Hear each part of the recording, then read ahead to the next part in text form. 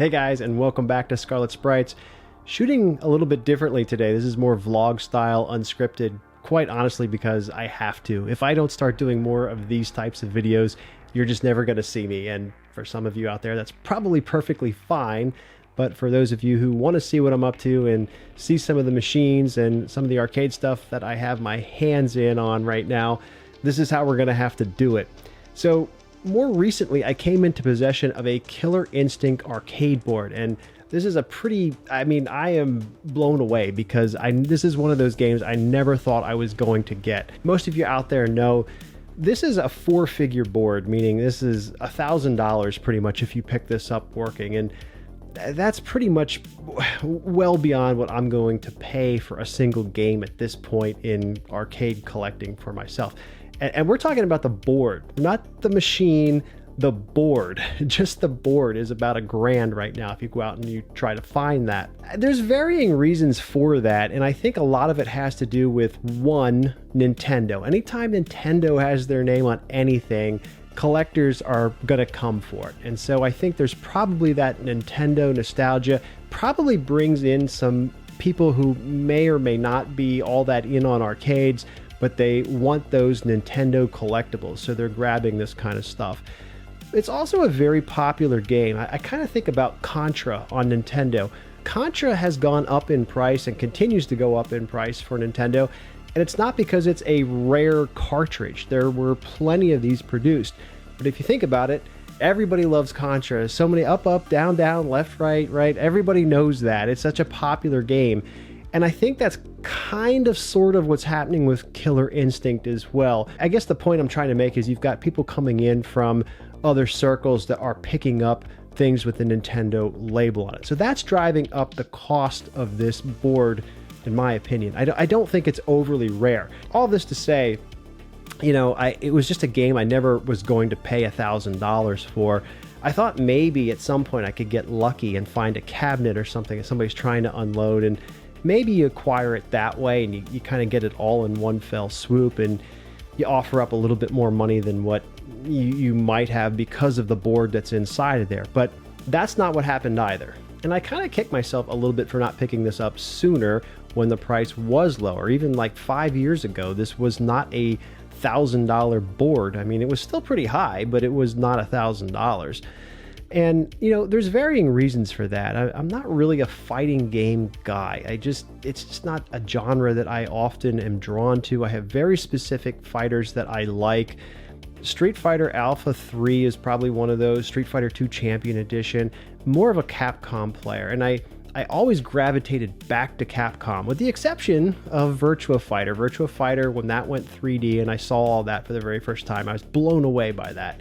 And Virtua Fighter was able to kind of steal me away from Street Fighter and Capcom back in the day. Killer Instinct came around, and you guys can weigh in on this as well. Right or wrong, I kind of thought at the time, you know, Nintendo had fallen out of the arcade market at this point in time. You weren't really seeing like Mario Brothers. The Play Choice 10 stuff wasn't really a big deal at this point anymore. I mean, Nintendo and 8-bit stuff was far in the past. Sega was making a big run at stuff. I mean, obviously, I just talked about Virtua Fighter. Daytona was huge. And then, you know, in comes Nintendo with Cruisin' USA.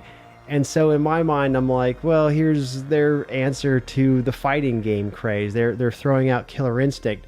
And then I played it, and I was like, wow, this is actually pretty good. It's a hard game, but there was definitely a charm to it as well. It had that Nintendo, and at the time, Rare, who was this emerging company making amazing titles, right, that we would all come to know. GoldenEye, obviously, being one of the huge ones from these guys.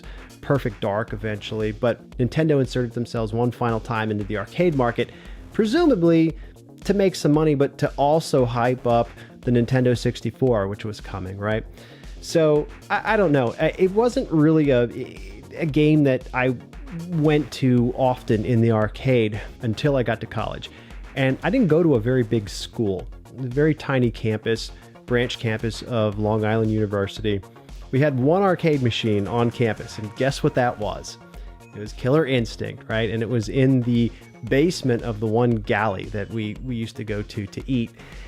And I'll tell you, there was a guy who used to play this. His name was Kevin. He's from Haiti.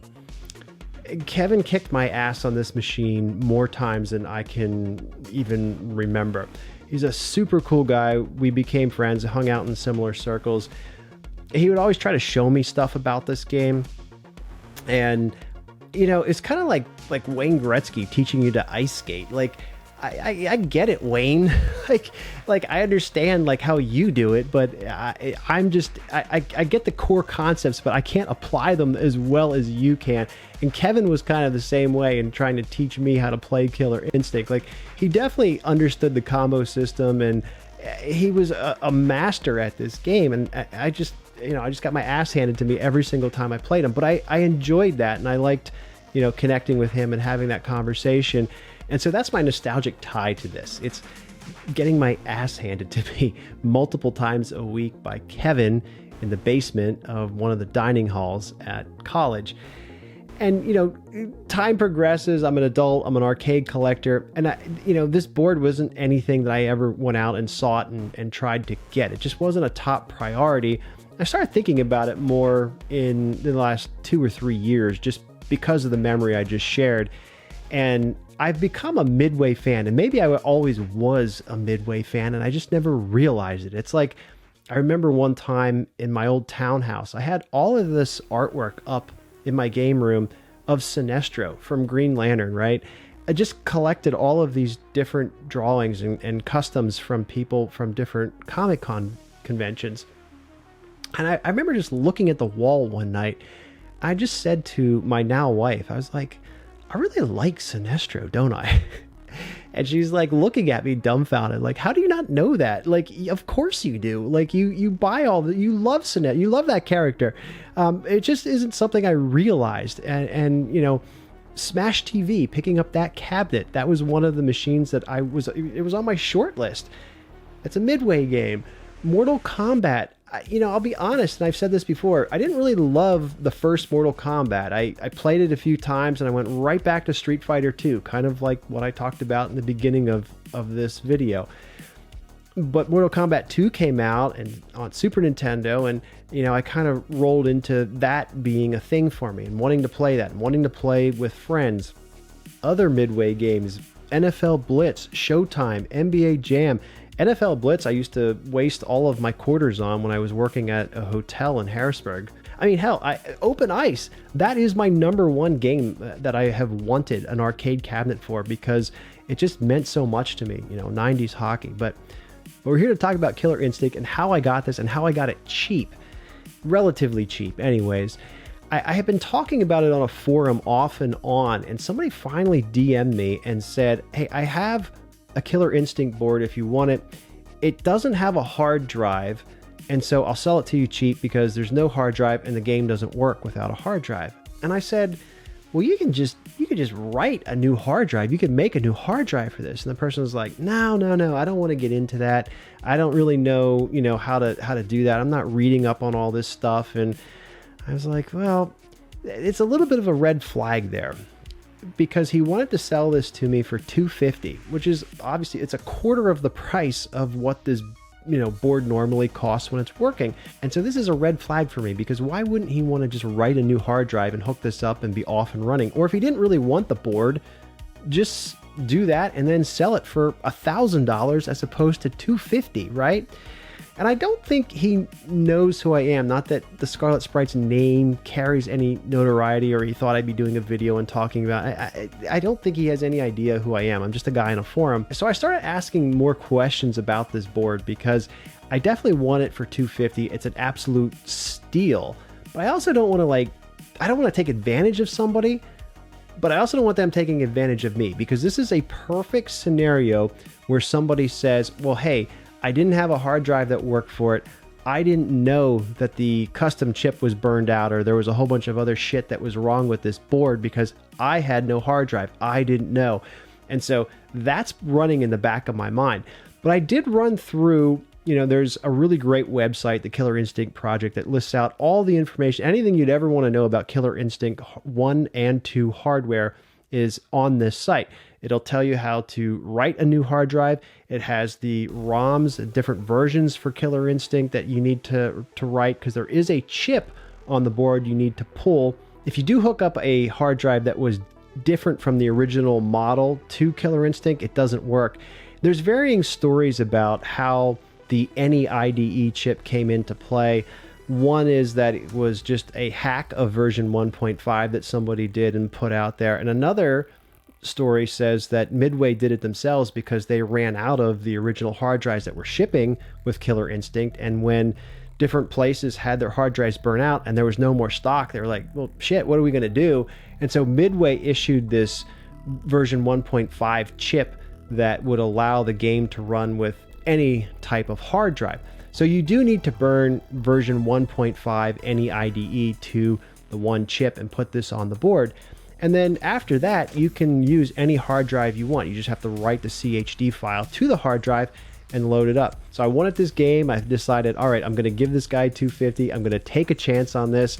If it doesn't work out, I've seen these sell for more than that on eBay broken. So I don't know, or maybe somebody can fix it for me. Who knows? But for $250, it's worth a shot. I'm going to buy this. I did. The first thing I did was pull off the version 1.4 chip in the corner of the board. I burned the version 1.5 NEIDE chip, put that onto the board. And then instead of a hard drive, I did get one of these discs on modules. It's just it's like a little mini hard drive that's just chips, kind of like an SSD. But this little thing cost me, I think it was $8 or $9. So $9 fixed my Killer. Oh, there's a spoiler. I put this on and it booted right up. $9 fixed this board. Now, obviously, I had to get the chip and burn that. $10, right? Let's just say you didn't even have an EEPROM burner.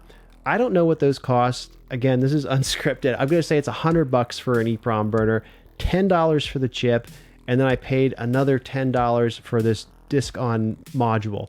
And let's just say all of those estimates are off and it's $150. No, let's say it's $200. Let's say my estimates are wildly off. This guy had none of that stuff. He invests $200 and he fixes his board and then sells it for $1,000. He's still up $800 at that point. Instead, he sold it to me for $250. Maybe he really just didn't want to invest the time, the effort. I don't know. But I've got a working Killer Instinct board that I paid $250 for. $10 for a chip. Okay, $260, and then another $10 we'll say for the disc on module. So I paid $270 for a working Killer Instinct board, a game I never thought I was going to own. So that's really the story. Now the fun is this game worthy of a cabinet? And I think some of you probably know the answer to that and have seen some things on Twitter that are transpiring. But yeah, I think it's worth a cabinet. And that's probably a video that we'll be doing here in a little while. So that's really the video for today. Do your due diligence, people. Go out and read. Don't be afraid to try some of these things. This guy could have solved this with the disc on module. He could have solved it with a flash card. He could have solved it with a hard drive or SSD, any number of things. And just he could have had somebody burn that chip for him. There are a number of places that will do that. And even friendly people on forums would have done that for him. So I don't know why. I don't get it. Now, obviously, I benefited from this in this case. I don't feel as though I took advantage of this person. I tried very hard to ask all these questions because remember, I don't want to get scammed. And I'm asking these questions. Do you know how to do this? Do you know that this resource exists out here for you to read and try some of these things? He just didn't want to do it. So, I mean, it is what it is. But if you're in that situation, definitely go out and read and seek help and ask questions, because some of these things can be easily fixed. And yeah, I may have gotten a little lucky with this one, but definitely, you always want to go out and do your due diligence. So that's really it for today. Thanks so much for watching and listening to some old ScarletSprites stories from the past. Don't forget to like, comment, and subscribe, and join if you would be so kind. And I will catch you all next time. Later, guys.